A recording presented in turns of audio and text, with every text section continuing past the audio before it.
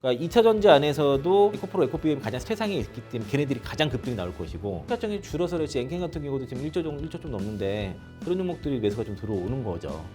그럼 스몰캡 해도 돼요?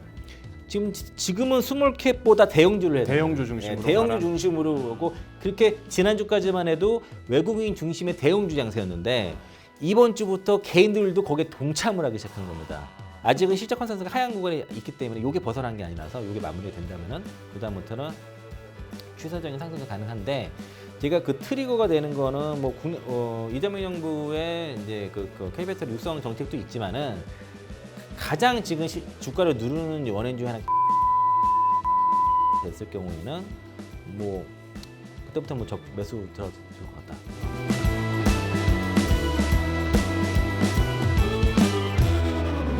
최근 국내 증시를 살펴보면 외국인 주도의 선별적 장세가 이어지고 있습니다. 특히 2차 전지 섹터의 수급 개선과 또한 그 미국 IRA 불확실성 완화라는 긍정적인 신호가 좀 나타나고 있는데요. 반등을 모색하는 2차 전지 제도화의 가능성 또한 투자 전략 집중 분석해 보겠습니다.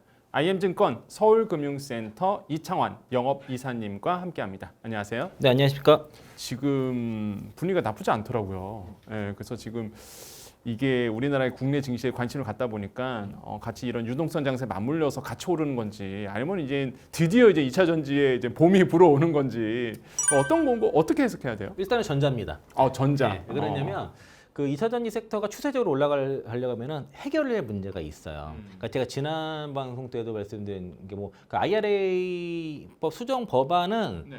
덜 중요해요. 그건 덜 중요하다. 네, 그보다 더 중요한 거는 그동안 그렇게 말씀드렸던 캘리포니아 주의 그 2035년도의 내연 기관 판매 금리 조화. 네. 그게 이제 그 어드밴스드 클린카 2, AC2 법안에 대해서 공화당이 의회 검토법을 통해서 이거를 폐지하는 법안을 통과시켰고 그 두 개 법안이 있는데 그거를 트럼프 대통령이 서명했고 또 캘리포니아가 여기다 소송을 들어갔거든요. 이게 해결이 돼야 돼요. 만약에 저는 캘리포니아 주가 당연히 이길 거라 보고는 있지만 그게 해결이 안 되면 2026년도에 미국 시장에서 전기차 시장의 성장을 기대하기 어렵습니다. 만약에 그게 통과가 된다면은 내년도에는 2026년도에 미국 시장에서의 전기 시장은 폭발적으로 성장할 수 있어요. 그 법안 때문에. 그리고 게다가 25년도에 출시하기로 했던 여러 전기차들이 26년도 다 밀렸습니다. 기아가 출시하기로 했던 전기차 모델 두 개도 26년도로 밀렸어요. 지금의 상황에서는 좀 불확실성이 정치적 불확실성이 크기 때문에 대체로 그게 이제 투자가 지연되는 출시가 지연되는 그런 모습이고 원래 투자 아이디어가 생각해 보시면 금리 인하 사이클과 신차 사이클을 맞물려서 폭발적인 성장을 이걸 말씀드렸던 건데 금리 인하가 지금 안 되고 있잖아요. 지연되고 있지 않습니까? 그리고 신차도 지금 출시가 지연되고 있지 않습니까? 그 사이클이 이제 안 온 거예요. 지연됐어요. 그러면 올해는 아니었던 거죠. 그러니까 원래 올해부터 상당한 뭐 미국의 전기차 침투율이 뭐 20% 가고 이런 거를 기대했는데 지금 뭐 8% 정도 수준밖에 안 되니까 원하는 세트가 안 왔던 겁니다. 계속 지연이 일어난 거고 그러면은 추세적인 상승은 어려울 수 있는데 그런데 최근에 제가 아마 타 유튜브에서 6월 18일자 방송에서 6월 18일 기준으로 2차 전지 주가는 바닥을 쳤습니다. 주가를 그전에는 제가 시와 그 2차 전지 시장 업황 때문에 지난해 4분기부터는 좀 2차 전지 비중을 좀 줄여서 바이오라든가 뭐 엔터라든가 다른 섹터로 좀 갈아타서 거기서 수익을 내면서 버티시라고 말씀드려왔는데 6월 18일 기준으로는 2차 전지를 팔아서 다른 섹터로 이동하는 건 더 이상 유효하지 않다. 의미가 없다. 2차 전지 종목들이 그 주가가 많이 빠진 이유도 있고 팔아서는 실익이 없는 수준까지 빠졌기 때문에 더 이상 갈아타는 거는 안 된다라고 말씀드렸어요. 그 관점 유지하고 있는 거고요. 그 이유가 일단은 이제 큰 흐름을 보면은 지금의 유동성 장세는 2020년도 코로나 유동성 장세랑 상당히 유사한 모습을 하고 있습니다. 유사하다. 네. 그 코스피랑 코스닥의 지수를 비교하게 되면은 이제 DMI 그러니까 제가 이제 뭐 여러 가지 보조 지표들이 있는데 이제 차트적으로 봤을 때는 DMI 지표가 그 플러스 지표가 이제 10 이하로 떨어졌다가 30을 넘어가면서 더 엄청난 유동성이 들어오게 되거든요. 지금 똑같은 모습을 보이고 있어요, 현재요. 2020년과 상당히 유사한 모습이 있고 그게 코스닥 마찬가지라는 거고요. 고객 예탁금이 64조가 넘었고 신용 윤조가 19조 한 8천억 정도 되는데 요거를 제가 항상 그 시장이 저점인지 바닥인지 판단한 기준 중에 하나가 고객 예탁금 대비 신용 잔고거든요. 잔고 비중인데 30% 정도예요. 6월 20일 기준으로 신용 융자 고객 예탁금 대비 신용 융자 비율이 30.85%입니다. 30% 이하는 저점이고 40%에 육박을 하게 되면 고점 신호인데 30%예요. 오늘 지수가 3,100인데 30%야 저점이에요. 이거 뭘 얘기하냐? 유동성 장세라는 거죠. 돈이 많이. 그 무슨 얘기냐면은 그 공식이 신용 융자가 분자에 있고 분모가 고객 예탁금인데 이게 비중이 낮다는 얘기는 낮으려면은 융자가 떨어지든지 고객 예탁금이 늘어나든 둘 중 하나야. 고객 예탁금이 늘어나고 있잖아요. 그런데 융자가 더 많이 늘어난 거죠. 그래서 이게 신용 융자 비율이 30% 정도 수준일 때는 어떤 상황이 일반적이냐면 시장이 급락을 해가지고 신용이 털려가지고 신용 잔고 비중이 그 신용 잔고가 뭐 17조 밑으로 떨어지거나 뭐 이런 식이 있을 때 그럴 때나 나타나는 30% 정도 30% 이하 이렇게 나타나거든요. 그리고 시장이 막 올라가가지고 그 과열되게 되면은 35%를 넘어가고 40% 육발하게 되면은 고점 신호가 나와서 나중에 또 그 큰 조정이 나오는데 이렇게 올라갔음에도 불구하고 신용 융자 비율이 늘질 않아요. 계속 29%갈 때도 있고 30%될 때도 있고 왔다 갔다 하거든요. 그 얘기는 그만큼 고객 예탁금이 빠르게 들어온다는 얘기인 거죠. 유동성 장세예요. 그러면 이런 장세에서 대형주가 강합니다. 일단 대형주가 먼저 움직여요. 다.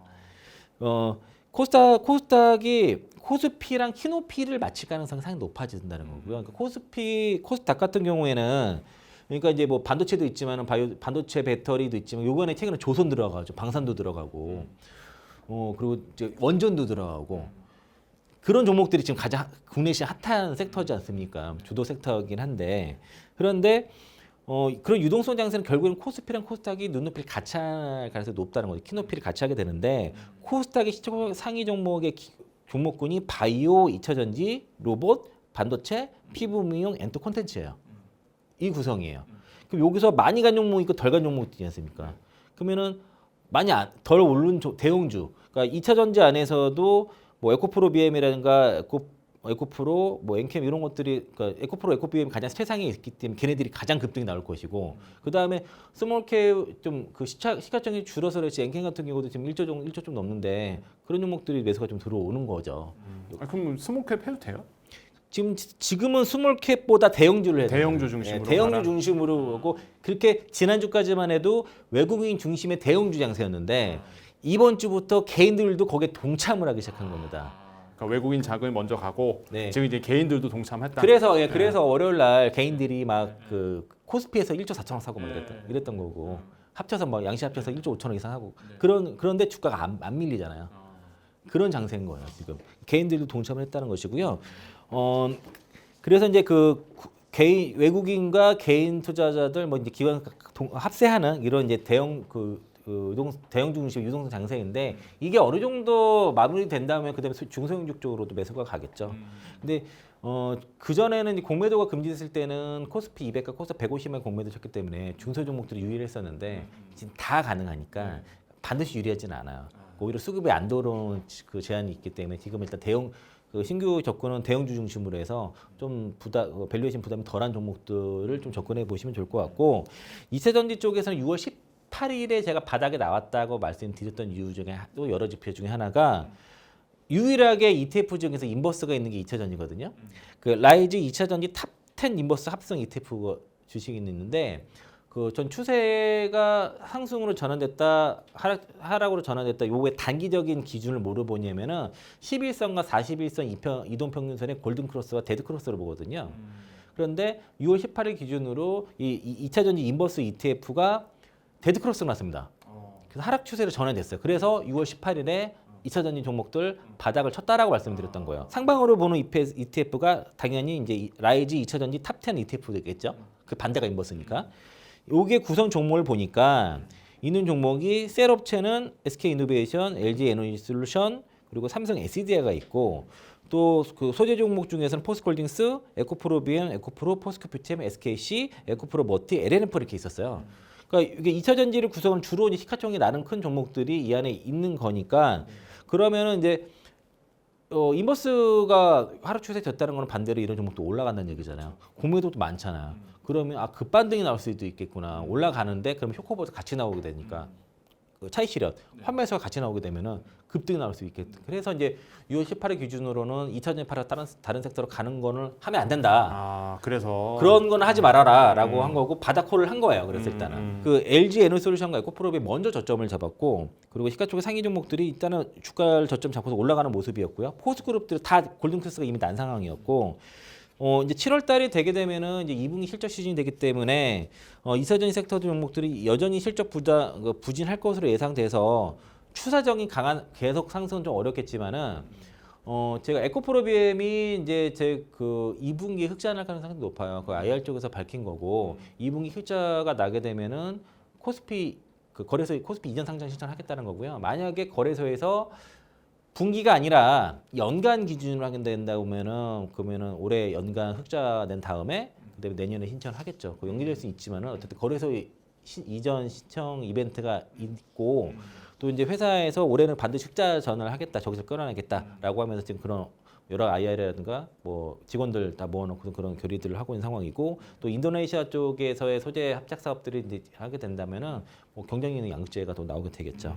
그리고 이제 그 일단은 그 저가 매수가 들어와서 올 가능성이 높고 올라오고 있고 이게 어느 정도까지 올라갈지 좀 봐야 됩니다. 그래서 쉽게 매도할 타이밍은 아니다. 지금 유동성 장세기 때문에 그런 종목들이 이제 쇼커버가 나오고 저가 매수도 나름 들어오면서 올라올 건데 업황으로는 추세적 상승은 아직은 아니니까 보유하고 기다려 보시자 정도로 말씀드리겠고요. 그리고 아직은 실적 컨센서스가 하향 구간에 있기 때문에 이게 벗어난 게 아니라서 이게 마무리된다면은 그 다음부터는 추세적인 상승도 가능한데 제가 그 트리거가 되는 거는 뭐 국내 이재명 정부의 이제 그 K배터리 육성 정책도 있지만은 가장 지금 주가를 누르는 원인 중에 하나가 결국 미국이거든요.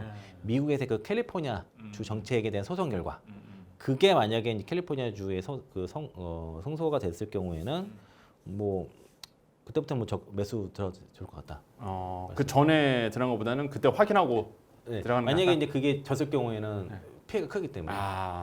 네, 안전하게. 늦더라도 네, 어차피 일단 확인하고. 뭐 많이 다 물려 계실 거 아니에요. 요즘 어떤 게 왔냐면 그걸 팔아서 2차전지를 팔아서 타 섹터로 옮기는 이런 것들이 움직이 많아요. 되게 왜냐면 이게 갖고 있다가 네. 다른 종목 막 가는데 본인 종목 안 가니까. 근데 지금 2차전 섹터가 이런 유동성 장세와 제가 여러 가지 말씀드린 이런 저점 신호 때문에 지금 단기 반등이 나올 거라 말씀드렸는데 오늘 세게 한번 나왔고 이게 좀 더 이어질 가능성이 있다는 거죠. 그러니까 옮기더라도 성급하게 옮기지 마셔라. 라고 말씀을 드린 거고 특히 이제 대형주 종목들 있지 않습니까? 이제 좀 LG 에너솔루션, 뭐 에코프로비엠, 포스코 퓨처엠, 포스코 홀딩스 이렇게 좀 시총사이 큰 애들이 좀 더 반등이 좀 더 강하게 좀 더 나올 수 있는 시장인 것 같다라고 말씀드리겠습니다. 오늘 전해드린 정보들 잘 참고하셔서 성공적인 투자하시길 바라겠습니다. 오늘 말씀 감사합니다.